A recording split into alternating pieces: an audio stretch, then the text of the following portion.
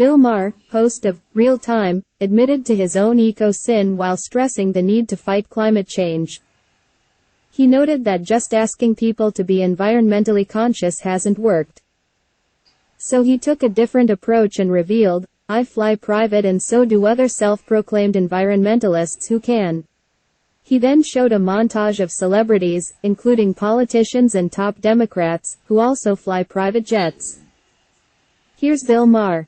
Well, if insanity is defined as doing the same thing over and expecting a different result, we have to stop being insane in our approach to fixing the environment and try something new.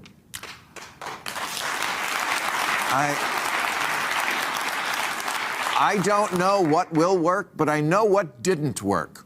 Asking people to be good. Trying to convince our citizens and other countries to use less and pollute less, sacrifice more. When you tell humans, if you do these environmentally friendly things, we can all continue to live, their response is, what's in it for me? So just to be clear, I do still believe very much that climate change is an emergency, but I don't think we're going to win it by grocery shopping with a laundry bag, or banning the gas stoves, or imagining a human can really drink this through a paper straw.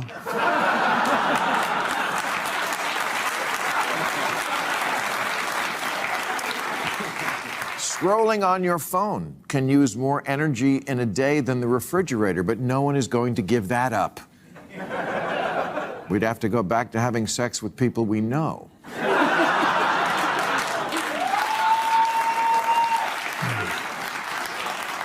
And we all must be aware by now that what buying everything from Amazon does to the environment. But do we stop? No. The verdict is in. Humans are not good people.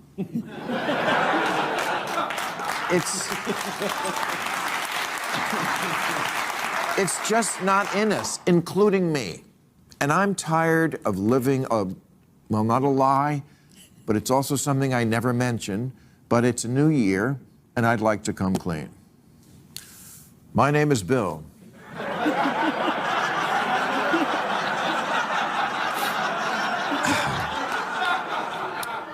And I fly private.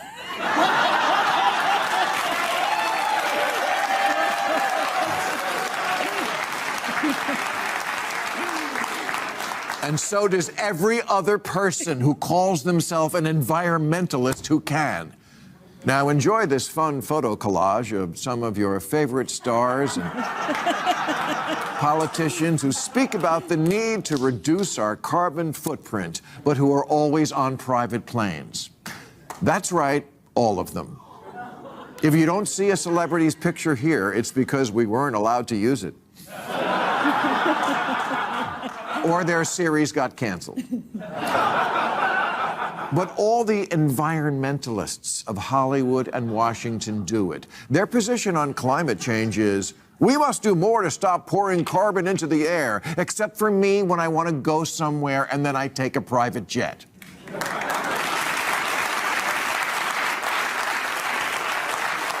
It turns out there is one thing in this world that is completely impossible to resist, and this is it. It's like heroin. If you do it once, you'll never stop. There are two kinds of people in the world, those who fly private and those who would if they could.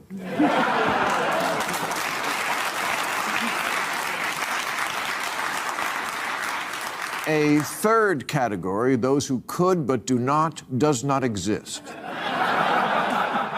Except for Ed Begley and Greta Thunberg.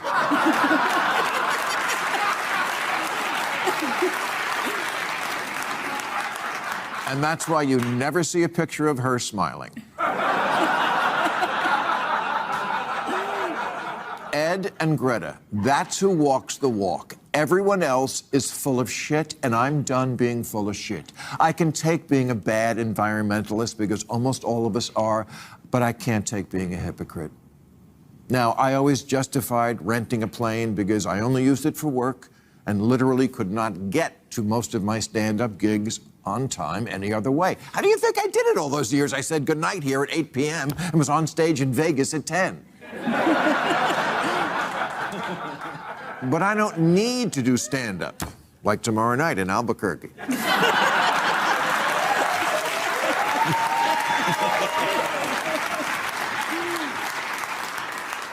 And outside of heads of state, almost everyone else could fly commercial. Why don't they?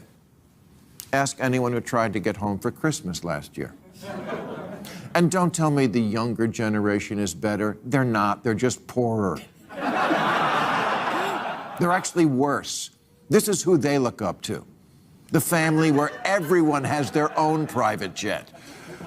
And kids love Bitcoin, which, to determine the value of, takes an amount of computer processing that uses more electricity than some whole countries.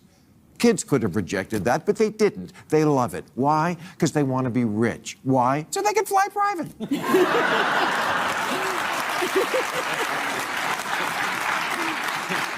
No one can resist it. John Kerry is our climate czar, and he uses a private jet.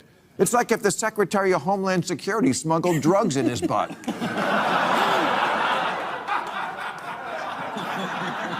People take jets to environmental conferences. If you could run TED Talks on hypocrisy, you wouldn't need coal. But sorry, not sorry. I tried to do my part for the environment. I never had kids. The one thing worse for the planet than private jets. It's true, because then they have kids. I had the first generation Prius in 2001. It looked like a Tylenol gel cap. I was always handing my keys to valets who were driving a better car than me. I had the first Tesla in 2010, and honestly, both these cars sucked. The Tesla came up to about here on me. If I had a hard-on, I couldn't fit in this thing.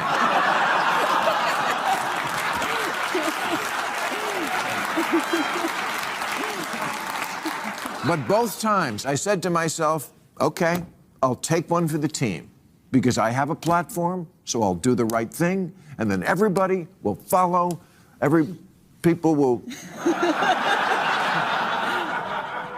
Nobody followed. In 2021, 80% of new vehicles weren't electric, weren't even hybrid. They weren't even cars. They were SUVs and trucks. That's what people want.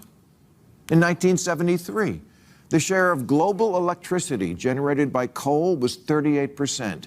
You know what it was 46 years later in 2019, after all the talk and all the trying? 37%. You know what percentage of plastic gets recycled? 5%. Those blue bins that are everywhere, they're not full of bottles, they're full of shit.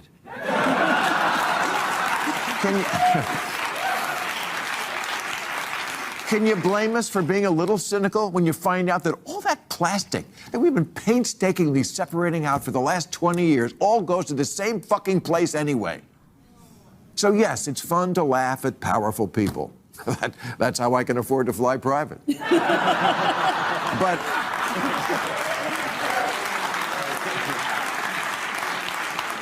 But we need to get serious. Really. More nuclear?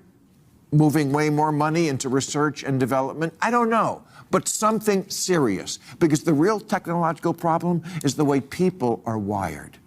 I know it's easier just to blame Taylor Swift's plane, but honestly, do you want to be stuck on Southwest with a pissed off Taylor Swift?